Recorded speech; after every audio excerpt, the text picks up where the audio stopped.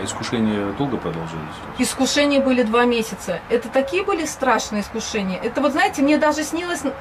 Ой, мне приходил Иисус, как будто бы Иисус в одеянии, все, и мне руки тянул, и говорил, вот я тебе дар дал. Ты, говорит, руку ложи на людей и читай молитву, и ты будешь исцелять. Как я загорделась, как я прям вообще... Я думала, ну надо же, вот чуть ли я не святая, там я могу на людей руки накладывать, и они будут выздоравливать. И знаете, я начала на людей ложить. Прости меня, Господи. И они начали, если они сначала смеялись и не верили, когда после того, как я руку ложила и молилась, они очень, ну, когда вот просыпались после этого, и у них очень серьезный вид был, и они говорили, вот мы видели иконы, мы видели святых, на самом деле там лучше становилось, злость проходила, еще что-то. Я очень этому рада была, я думала, это все вот от Бога, и поехала, но у меня началось, знаете, во рту першение, как будто волосы в горле. Я думаю, ну что такое? Это ведь ну не может быть. Не может быть такого, чтобы вот так было. Тем более очень болела я после этого сильно. И я поехала в монастырь, опять к своему Гермогену. И он мне говорит, брось, не вздумай, говорит, это все от лукавого. Это, говорит, тебя просто лукаво обманул. И я вспомнила первое видение после крещения, как сатана стоял с этой удавкой и говорил, там, смотрел на меня, мол, ты поймаешься. И я поняла, что он меня поймал. Он меня поймал на гордыне, на тщеславии, на вот это своеволие, и он поймал меня, потому что это все, мы люди очень, ну, слабые такие. У меня еще очень много знакомых, которым я тоже не могу сказать, они не верят, они говорят, что это дар от Иисуса Христа, они говорят, знаете что, они на иных языках читают молитву.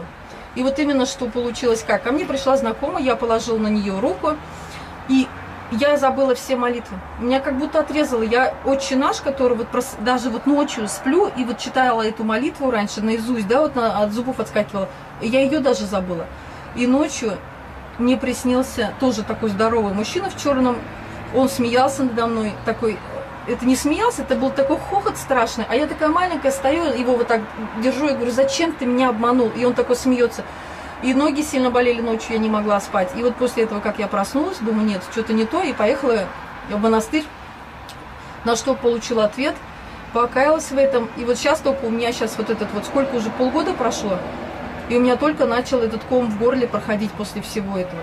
Искушений очень много, постоянно. Я тем более такой человек гневнивый, гнев у меня часто, такая, ну, агрессия, такой человечек.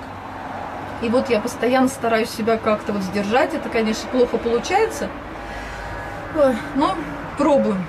Пытаюсь, слава Богу, за все. Что еще хотелось бы сказать? Кто-то из вашей семьи или из знакомых в православие тоже пришел?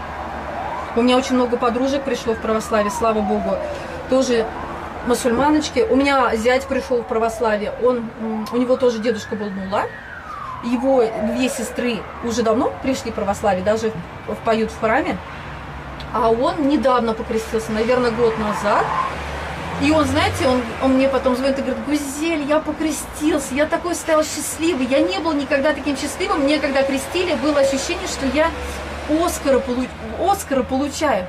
Настолько. А подружка моя, которая приехала с Нефтекамска ко мне в гости, тоже говорит, Гузель, помоги мне, я вот хочу, подскажи мне. Она приехала с дочкой.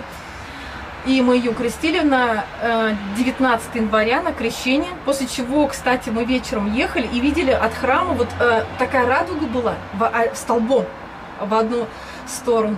Так красиво. И вот она, когда крестилась, у нее вообще слезы текли. У нее слезы, она не могла остановиться. Я говорю, что с тобой? Она говорит, нет, все хорошо, просто вот у меня какая-то, говорит, такая радость большая. И вот слезы текли. Вот так. Вот. Они через вас крестились или сами пришли? Она там думала, она тоже думала лет 10, наверное, потому что ее на работе женщина-мусульманочка, она покрестилась, татарочка, вернее сказать, и все ее тоже написали, звали, не помню, и ее очень сильно осуждали. И осуждали, думали, и она тоже сначала осуждала, а потом начала думать. И она мне звонит один раз и говорит, вот так и так, не знаю, что делать. Я говорю, ну айда, приезжай, поговорим. И она в этот момент, видать, тоже решилась, приехала, и на 19 января она покрестилась с дочкой. Вот, слава Богу. А так у меня много знакомых тоже. У меня сейчас еще девочка одна хочет покреститься, дай Бог, чтобы покрестилась. Это через вас они крестятся? Ну, вы помогаете им, да? Ну, если капля воды точит же камень. Если постоянно говоришь, своими этими показываешь, своими делами. Например, даже то, что я перестала материться, да, сейчас даже люди не верят, что я материлась когда-то. Ой. Ну, это вот своими делами, наверное, надо показывать. Вот. Вера без дел мертва. Да, да. И еще, как правило, как лукавый еще искушает молиться, начинаешь, например, утреннюю молитву там читаешь, и все, вот, ну как будто, ну это же много тебе, ну не читай, это же много, ну вот прочитай чуть-чуть, и все. И ты до конца читаешь, такой довольно остаешься, весь день вот прям летаешь, все нравится. Вечером тоже так же, ну прям сон клонит, ну начинаешь читать, и вот ну все, ну вот глаза слепаются, как только прочитал, уже неохота спать. Это вот искушение, это постоянное искушение, но надо бороться с ними и читать, потому что вот у меня подружки, которые сейчас читают и утренние, и вечерние, без них они не могут уже не спать, просыпаются, уже что-то не то сделал. Я тоже, например, уже проснулась, если там быстрее что-нибудь, все равно ведь надо закрыться и утреннюю прочитать, и будет хорошо. И еще за детей очень надо много молиться. Когда мне Гермоген сказал, там молись за детей. После того случая, после искушения, после этого руконаложения моего от лукавого, он мне сказал, молись за детей, молись. И ко мне приходит сын и говорит, вот, мам, я сейчас, говорит, дорогу переходил и подскользнулся, и машина остановилась возле моей головы. И у него такой вид был, я думаю, ну, что-то быстро мельком, что-то не подумала ничего, думаю, ну ладно, все, слава Богу, жив, здоров, все нормально. И когда вечером начала вечернюю читать молитву, читаю, и мне в голову приходит, вот если бы ты не послушал Гермогена, если ты бы не молилась за детей, то его сына бы раздавило. И это вот такое вот чувство благодарности было, что вот за хорошие советы, вот еще раз повторяюсь, да, за наших батюшек, за духовных отцов наших, потому что мы многие ездим и не слушаем их советы. Мы делаем по-своему, еще считаем, что мы духовные чада своих отцов. Вы, пожалуйста, слушайте, потому что как бы ни казались они вам плохими, там еще глупыми, нет. И тем спасение будет нашему российскому народу, потому что нужен царь, нужен помазанник Божий, потому что, я говорю, будем мы выбирать, и нам дадут. Я знаю, кого нам дадут, мы уже выбирались, посмотрите. Ничего хорошего от этого не получилось. И не получится. Скажите, а дети все крещенные, да? Да. У меня 2 детишек, сын и дочка. Они у меня крещенные. Сына я когда покрестила, думала, ладно, дочка сама вырастет, покрестится. Но у меня 6 марта ночью дочь заплакала. И я ее начала успокаивать. А мы точечники забыли выключить, светильники. Потому что когда ложились, уже вроде как, ну, глаз привык и темно, а ночью, когда просыпаешься, светло, уже видно все от этих точечных светильников.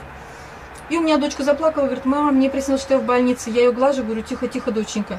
И в это время слышу, как у меня от икон идет звук часов.